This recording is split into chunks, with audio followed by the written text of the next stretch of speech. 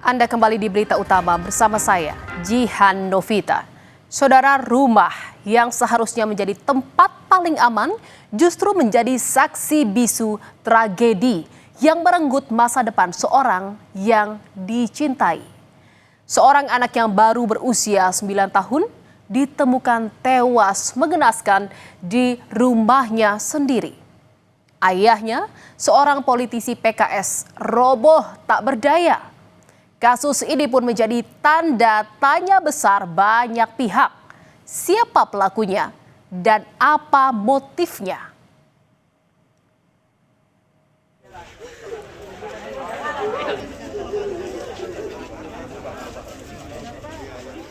Kabar duka pun menyebar, saudara.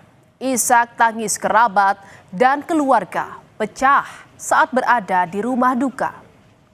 Salah seorang kerabat sampai pingsan karena tak sanggup menahan kesedihan akibat kepergian korban untuk selamanya. Korban merupakan anak ketiga dari anggota Dewan Pakar Partai Keadilan Sejahtera Kota Cilegon.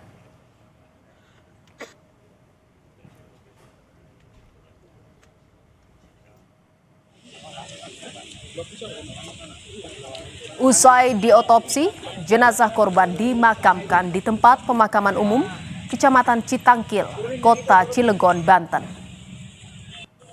Keluarga dan kerabat mengantarkan jenazah ke tempat peristirahatan terakhir. Mereka menyerahkan kasus ini sepenuhnya ke polisi.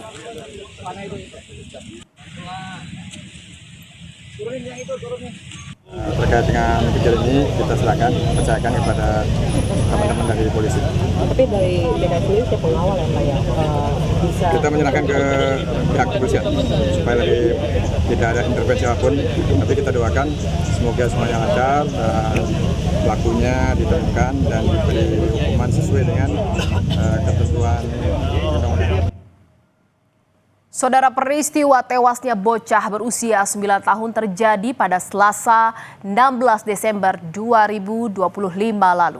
Saat itu, sekitar pukul 14.20 waktu Indonesia Barat, ayah korban yang juga merupakan politisi PKS, Maman Suherman, menerima telepon dari anak keduanya.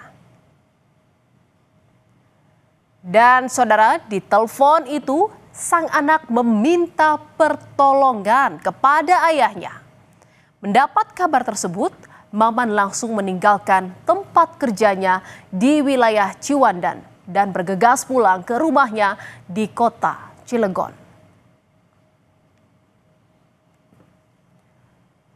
Dan saudara, sesampainya di rumah, ia mendapati kondisi anaknya sudah tergeletak di kamarnya dengan kondisi mengenaskan. Selanjutnya, saudara, korban dibawa ke rumah sakit Betsaida Kota Cilegon, namun dinyatakan meninggal dunia.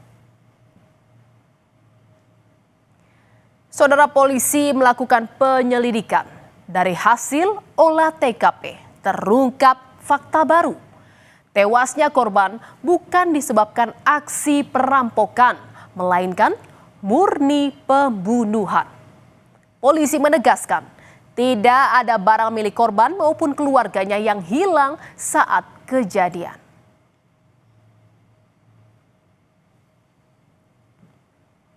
Selain melakukan olah TKP, saudara, polisi juga memeriksa 8 orang, termasuk orang tua korban. Pemeriksaan dilakukan untuk mencari siapa pelaku pembunuhan.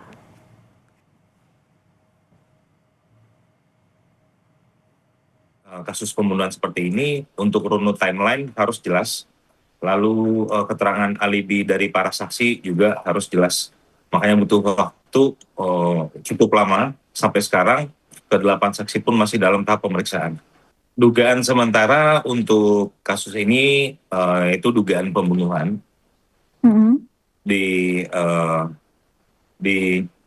Dapat dilihat dari bagaimana keadaan korban di rumah sakit. Makanya sudah dari Polres Cilegon sudah membuat LP yang mencantumkan dugaan terhadap kasus pembunuhan, jadi bukan perampokan. Peristiwa ini menjadi tanda tanya besar bagi banyak pihak termasuk warga sekitar. Lantaran ayah korban yang merupakan politisi PKS dikenal ramah dan sering berinteraksi dengan warga. Petugas keamanan sekitar pun mendapat informasi bahwa asisten rumah tangga di rumah tersebut sudah pulang saat siang hari atau sebelum kejadian. Katanya itu pembantunya ada yang pulang jam 11, yang satu katanya orang itu ya.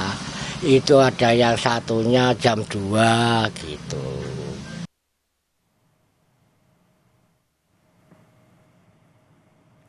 Mengapa bisa, saudara, anak berusia 9 tahun menjadi korban pembunuhan?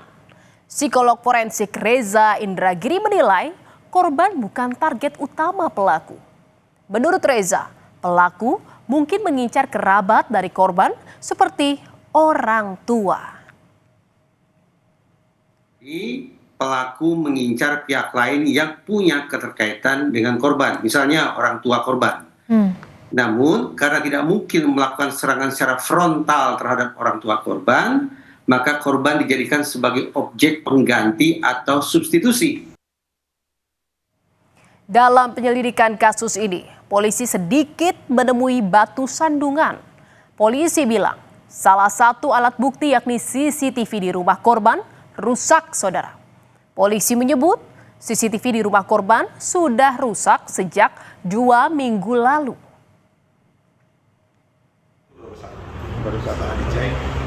Tapi di rumah sendiri ada security pribadi nggak tuh? Tidak ada security pribadi. Jadi pada saat kejadian itu hanya ada 2 orang, antara adik yaitu korbannya bersama kakaknya. Berarti tidak ada CCTV di rumah itu ya? Ada CCTV, cuman dalam keadaan rusak. Sudah berapa lama rusak? Kira-kira 2 minggu sebelum kejadian. Dan penasihat ahli Kapolri bidang politik Hermawan Sulistyo meminta penyidik menelusuri lingkungan dekat orang tua korban, mulai dari politisi hingga rekan bisnis. Hermawan bilang orang-orang dekat orang tua korban tak boleh luput dari pemeriksaan. Harus ada dugaan ke arah sana. Jadi nih cara bekerjanya kan semua, misalnya ada 10 orang dari lingkungan profesional, ayahnya dari lingkungan bisnis gitu. Lalu teman-teman korban juga tidak boleh dikecualikan. Jadi teman-teman korban harus ditelusuri, diselidiki. Partai Keadilan Sejahtera, tempat bernaung orang tua korban, menunggu hasil penyelidikan polisi. PKS tak ingin berspekulasi jika kematian korban berkaitan dengan isu politik. PKS meminta polisi bisa mengungkap pembunuhan korban.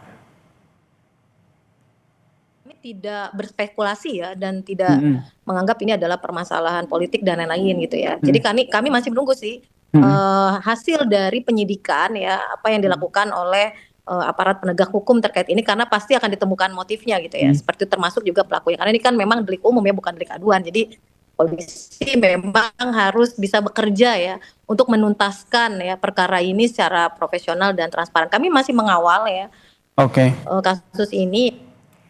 Saudara, polisi kini harus segera mengungkap kasus ini secara terang benderang. Keluarga hanya bisa menunggu, menggenggam harapan tipis bahwa kebenaran akan datang dan keadilan tidak akan tertidur.